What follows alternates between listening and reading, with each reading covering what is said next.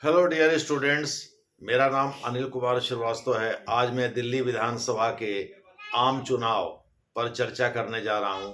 केजरीवाल जी जो कि दिल्ली के पूर्व सीएम रहे हैं और एकमात्र क्षेत्रीय दल जो कि दिल्ली के अलावा पंजाब में भी सत्तारूढ़ है, हम उस पर आज चर्चा करेंगे कि वो दोबारा सीएम बन पाएंगे कि नहीं। वैसे इस समय फिर भी आतिशी मरलेना के नेतृत्व में आम आदमी पार्टी की ही सरकार दिल्ली में चल रही है। भले ही केजरीवाल जी ने इस्तीफा दे दिया हो। केजरीवाल जी एक शातिर राजनेता हैं। वो इस बात को समझते हैं कि भाई सत्ता विरोधी लहर इस समय हावी है। हमारे ऊपर जो भ्रष्टाचार का आरोप लगाया और सुप्रीम कोर्ट ने जो तमाम तरह के रेस्ट्रिक्शन लगा रखे हैं कि हम ऑफिस नहीं जा सकते, सीएम के रूप में फाइल पर सिग्नेचर नहीं कर सकते, आदि आदि, सचिवालय नहीं जा सकते, आदि आदि, इन तमाम चीज़ों को लेकर के हम अगर सीएम बन भी गए तो पंगु सीएम ही रहेंगे। तो कैसे पार पाएंगे? तो पहले तो चुनाव जीतें, उसके बाद फिर सुप्रीम कोर्ट से गुहार लगाएंगे कि भाई इस चुनाव का मतलब क्या है। अभिषेक मनु सिंह भी वहाँ हैं ही, यह सब सोच रही होगी। लेकिन मैं आज चर्चा करूंगा क्या केजरीवाल दोबारा सीएम बन, माने ये तो चौथी बार होगा, क्या चौथी बार सीएम बन पाएंगे? पहली बार 2013 में 28 सीटें प्राप्त किया था आम आदमी पार्टी ने और वह कांग्रेस के साथ मिल करके सरकार बनाई थी। 7 या 8 सीटें कांग्रेस को मिली थी, तो उसके साथ मिल करके सरकार बना लिया था। 32 सीटें पाने के बावजूद भी बीजेपी सरकार नहीं बना पाई थी। उस समय संभवतः हर्षवर्धन चेहरा थे।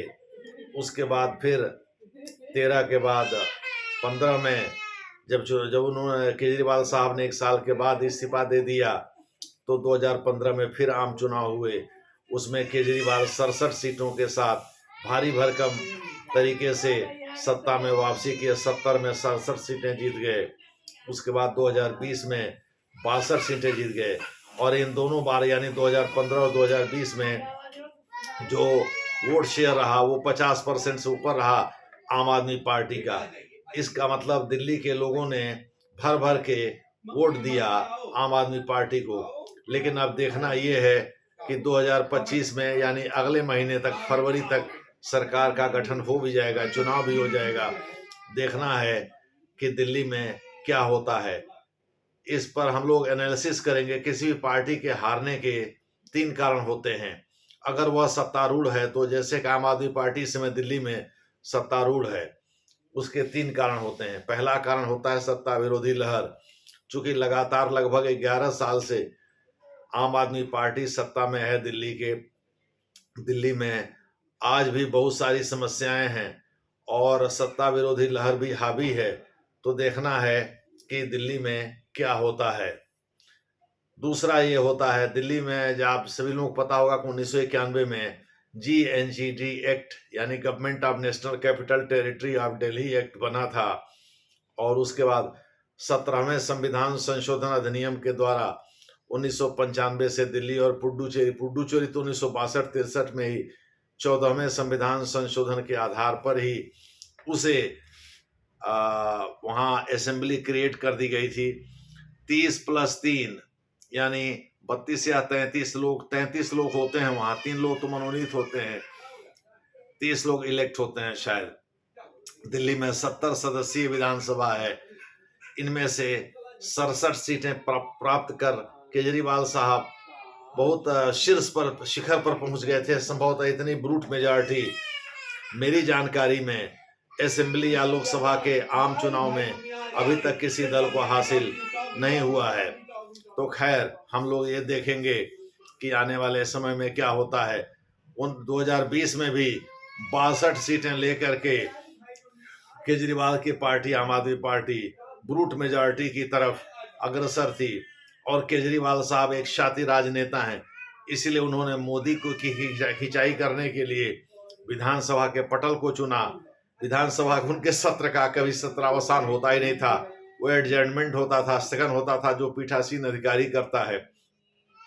लेकिन NV रमन्ना जो कि आंध्र प्रदेश से आते हैं, जो कि चीफ जस्टिस ऑफ इंडिया थे, उनके टिप्पणी के बाद GNGT एक्ट में संशोधन कर दिया मोदी साहब ने 2022 में और यहाँ के लेफ्टिनेंट गवर्नर को वास्तविक सरकार घोषित करते हुए अधिक शक्तियां प्रदान कर दिया।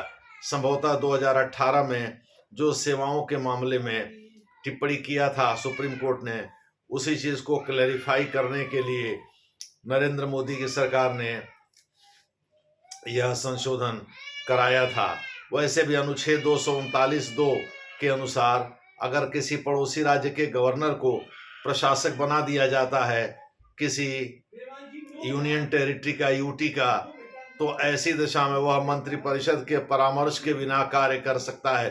तो केंद्र के पास बहुत सारी शक्तियां हैं, भले ही दिल्ली में विधानसभा हो, लेकिन है तो ये यूनियन टेरिटरी अभी भी। यहाँ लैंड, पुलिस और लॉ एंड ऑर्डर यह केंद्र सरकार के हाथ में है। एक पहले एंटी करप्शन ब्यूरो दिल्ली सरकार को मिला हुआ था। कांग्रेस के समय शीला दीक्षित इसका इस्तेमाल करती थी, लेकिन अब वो भी इनको हासिल नहीं है। मोटे तौर पर शराब घोटाले में जेल जाने के बाद से और सत्ता विरोधी लहर के कारण दिल्ली सरकार की इमेज गिरी है। दूसरा कारण होता है कि सरकार द्वारा किए गए वायदों पर अमल।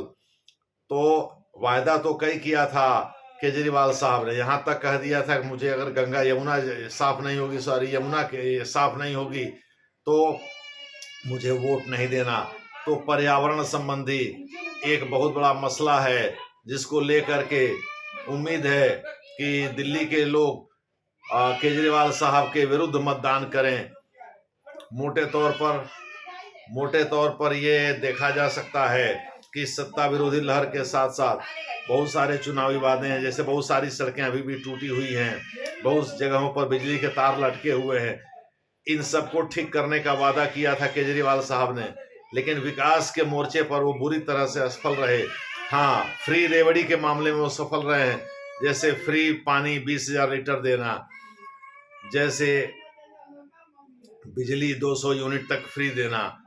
लेकिन इसमें भी लोगों का कई तरह का आरोप है, और बस में महिलाओं को फ्री राइड देना, इन सब मोर्चे पर केजरीवाल साहब सफल हैं। लेकिन फिर भी यह नहीं कहा जा सकता कि ओवरऑल वो सफल है। विकास के मोर्चे पर बुरी तरह से विफल हैं, केवल फ्री रेवड़ी देने के मामले में सफल हैं। और फ्री रेवड़ी, इसको फ्री बीज के नाम से जाना जाता है। तो सुप्रीम कोर्ट ने भी इसका संज्ञान लिया है। देखना है कि आगे सुप्रीम कोर्ट इस पर क्या फैसला देता है। लेकिन अभी बहरहाल बीजेपी की लिस्ट दिल्ली में आई नहीं है। अभी 46 या 47 लिस्ट के साथ कांग्रेस की भी पूरी लिस्ट नहीं है, केवल आम आदमी पार्टी की पूरी लिस्ट आई है। अब तो उन्होंने पुजारियों और ग्रंथियों को भी 18,000 रुपये प्रति माह देने का फैसला किया है। खैर, अभी तो इमामों, मौलवियों और तमाम दूसरे जो पदाधिकारी हैं, जो मस्जिद से जुड़े हुए हैं, उन्हीं को अभी सैलरी नहीं मिली है 17 महीने से। तो देखना ये है कि केजरीवाल साहब इस मामले में कहां तक एंटी इनकम्बेंसी को बीट कर पाते हैं और कहां तक लोगों को कन्विंस कर पाते हैं। तीसरा कारण जो होता है, विरोधी दलों का प्रचार प्रसार कितना प्रभावशाली है। अभी इसमें बीजेपी उतरी नहीं। आरएसएस के बारे में कहा जा रहा है कि उसने 50,000 से अधिक मीटिंग करके और यहाँ के लोगों को कन्विंस करने का फैसला किया है। आरएसएस के प्रचार का तरीका ही दूसरा होता। वो भी चाहती है कि दिल्ली में बीजेपी की सरकार बने। लाख मतभेद के बावजूद भी बीजेपी और आरएसएस में एक गठजोड़ है, जिसे खत्म नहीं किया जा सकता। तो इस बार कांग्रेस भी बीजेपी के साथ साथ घेरने में लगी हुई आम आदमी पार्टी को, यानी त्रिकोणीय संघर्ष साफ साफ दिखाई पड़ रहा है। जो 2013 की स्थिति थी, 1993, 2013 और 2025 में, ये 3 बार मैं देख रहा हूं कि ये त्रिकोणीय संघर्ष दिखाई पड़ रहा है। यानी कांग्रेस भी दमखम के साथ चुनाव लड़ रही है। उसने अपने कई बड़े जो नेता हैं उनको चुनावी मैदान में, चुनावी अखाड़े में उतार भी दिया है। अब देखना ये है कि दिल्ली में संदीप दीक्षित, अजय माकन जैसे लोग क्या कर पाते हैं। हालांकि अजय माकन शायद चुनाव नहीं लड़ रहे हैं, लेकिन वैचारिक रूप से वो फॉर्डर तो उपलब्ध करा ही रहे हैं। संदीप दीक्षित को नई दिल्ली से उतारा गया है। देखना है कि कांग्रेस इस मामले में कहाँ तक अरविंद केजरीवाल को पटखनी दे पाती है। केजरीवाल साहब को ये बात पता है, इसीलिए वो बार बार फ्री बीज की बात करते हैं। हालांकि बहुत सारे अभी भी दिल्ली में सर्वे बता रहे हैं कि आम आदमी पार्टी अभी आगे जा रही है। अब देखना, अभी तो बीजेपी कोई लिस्ट आई नहीं, न बीजेपी का कोई घोषणा पत्र आया है। देखना है बीजेपी किन चुनावी वादों के साथ उतरती है मैदान में, इस पर सारा दारोमदार होगा। बहरहाल अभी हम लोग यही कह सकते हैं कि दिल्ली के विधानसभा का चुनाव एक ओपन एंडेड चुनाव है, जो आने वाले समय में ही स्पष्ट हो पाएगा। फरवरी तक चुनाव संपन्न हो जाना, अब कुछ ही दिनों बाद मुझे लग रहा है निर्वाचन आयोग चुनाव तिथियों की घोषणा भी कर देगा और तब आचार संहिता भी लागू हो जाएगा।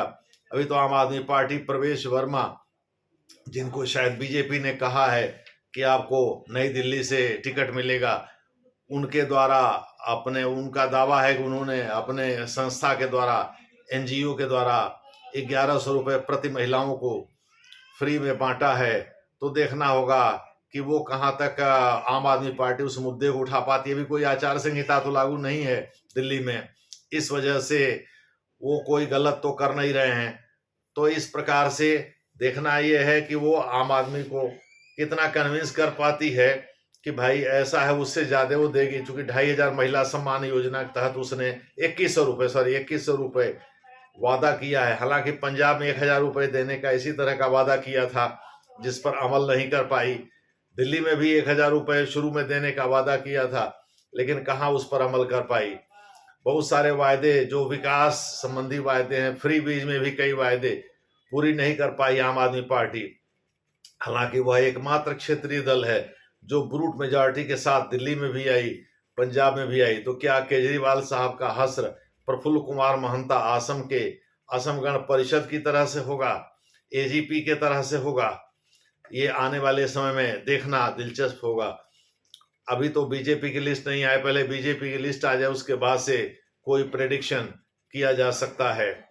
लेकिन अभी मैं जिस कॉलोनी में रहता हूं, यहाँ के लोग आम आदमी पार्टी के ज्यादातर समर्थक हैं, लेकिन यहाँ आप देख रहे हैं आम आदमी पार्टी के विरुद्ध हवा बह रही है।